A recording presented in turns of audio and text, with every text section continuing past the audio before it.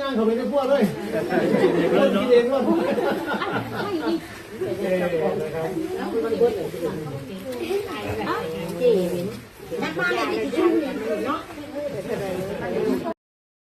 เปิดภาพวินาทีน้องธิดาลาวก้มกราบแม่ครูคนแรกอยู่ที่ประเทศลาวที่สอนฟ้อนสอนรำให้กับธิดาถ้าบ่มีคนนี้อาจจะบ่มีธิดาลาวในมือนี้ก็เป็นไปได้ทักทายสบายดี FC แฟนคลับทุกทานที่เคารพและนับถือเป็นอย่างสูงมาพบมาพ่อกับค่อยเจเบาลาวก่อนนอนอีกคลิปหนึ่งก่อนแล้วกันท่านผู้ชม FC แฟนคลับเจเบาลาวไปไล่เบิงคลิปมือสวยนี่ที่ทั้งครอบครัวทั้งชาวบ้านเนาะผู้นำของหมู่บ้านมาเฮ็ดพิธีทำอูสู่ขวัญเนาะต้อนรับเอาน้องธิดาลาวกลับคืนเข้ามาสู่ผืนแผ่นดินแม่ในนครล้านสร้างเมืองสวรรณเขตท่านผู้ชม FC แฟนคลับพวกเจ้าฮู้บ่คิดบ่ฝันว่าพวกเฮาจะได้ฮู้จักและจะได้เห็นสีหน้าค่าตาแม่ครูคนแรกในชีวิตของน้องธิดาลาวก่อนที่จะมาเจอพ่อครูศรีวิไลทีแรกค่อยก็คิดว่าน้องมีพรสวรรค์มาตั้งแต่น้อยๆบ่มีผู้ใดบอกบ่มีผู้ใดสอนซั่นดอกแต่ว่าบังเอิญในพิธีทำอูสู่ขวัญก็ได้มีบุคคลปริศนาคนหนึ่งมาผูกคอต่อแขนให้น้องธิดาลาวแล้วน้องธิดาลาวก็แสดงความรักความแพงเบิ่งแล้วก็จะสนิทชิดสนมกับผู้หญิงคนนี้ก็เลยผูกคอต่อแขนแล้วน้องธิดาลาวกระโดดกอดแล้วก็กอดสั่นไปสั่นมาแล้วก็ได้ยินเสียงผู้หนึ่งบอกมาว่านี่คือครูคนแรกที่สอนร้องรำทำเพลงให้กับน้องธิดาลาวพอผู้ศรีวิไลที่ผ่านมาก็บ่ฮู้หากอมาฮู้มื้อนี้ฮู้ปึ๊บพอผู้ศรีวิไลบอกน้องธิดาลาวทันทีเลยต้องกราบต้องก้มกราบแม่ครูลูกบ่ต้องเฮ็ดแบบนั้นต้องก้มกราบแม่ครูว่าซั่นโอ้โหกล้องก็แพนมาใส่น้องธิดาลาวก็ก้มกราบแม่ครูเบิ่งแล้วน่ะน้ำตาไหลเด้แม่ครูน้ำตาไหลเสร็จอยู่ท่านผู้ชมแต่ว่าเบี่ยงเบนความสนใจ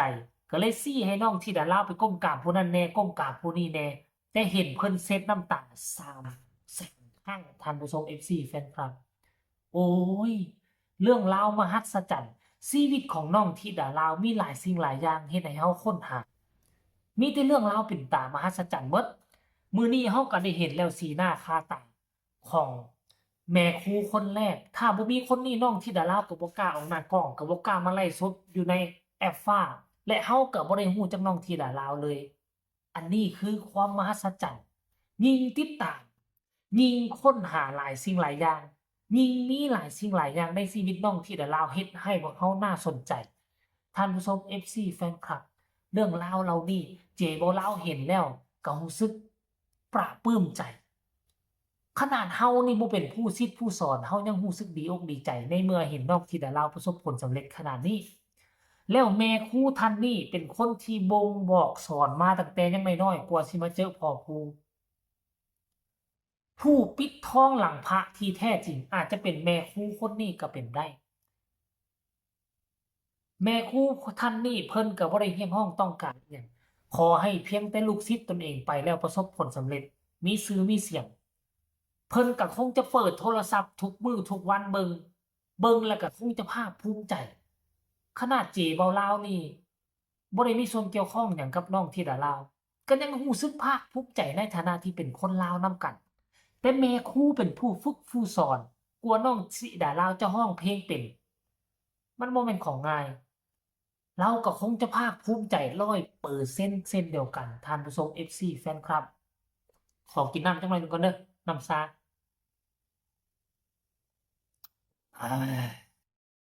เอาสรุปรวมแล้วอยากให้ทุกคนไปเบิ่งสีหน้าค่าตาแม่ครูคนแรกอยู่ประเทศลาวที่สอนน้องธิดาร้องเพลงหน้าตาเป็นแนวใดให้ทุกคนไปชมคลิปนี้พร้อมๆกันแล้วจึงมาพ้อกันในช่วงต่อไปไปชมพร้อมๆกันเลย ย่างเขาไปในพวกเลยคนกินเองว่า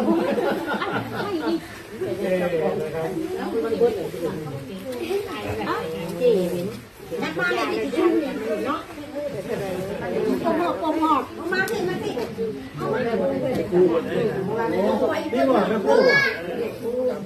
ม่ครูนี่ว่าผู้สอน แต่ซ้อนก็ไม่ตั้งใจหรอก หนูต้องกราบแม่ครูก่อนลูกกราบก่อน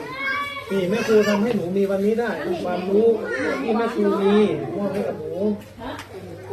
ยานแค่ยานไม่สู้คนนี้จริงเราน้ำตะแลง นี่กับแม่คนนี้ดีแม่คนนี้ นี่บริการลูกนี่ข้างแม่นี่ข้างแม่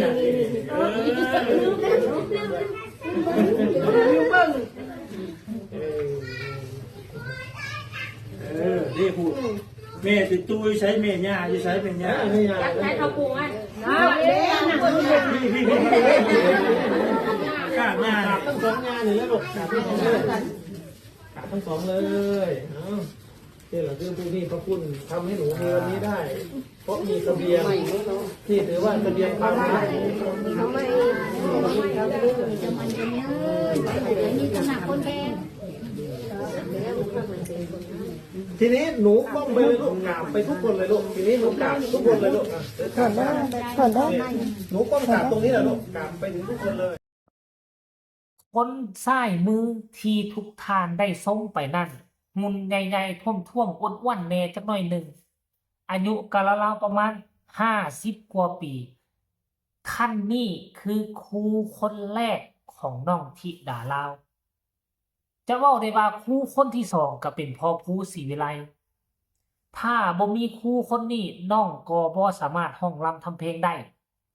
น้องก็บ่สามารถมาไล่สดร้องเพลงได้และพ่อครูศรีวิไลก็บ่ได้เห็นน้อง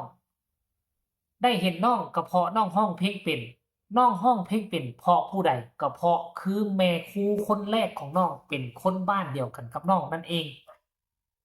ในมื้อนี้คันถ้ากรณีว่าบ่มีเสียงปริศนาบอกว่านี่คือแม่ครูคนแรกทั้งแม่เพิ่งทั้งพ่อครูก็คงจะบ่ฮู้ 100%ท่านผู้ชม FC แฟนคลับอยากให้น้องธิดาลาวเคารพนับถือถึงแม้นว่าบ่มีเงินคำกำแก้วเอามามอบให้แม่ครูทุกครั้งที่กลับมาลาวก็อยากให้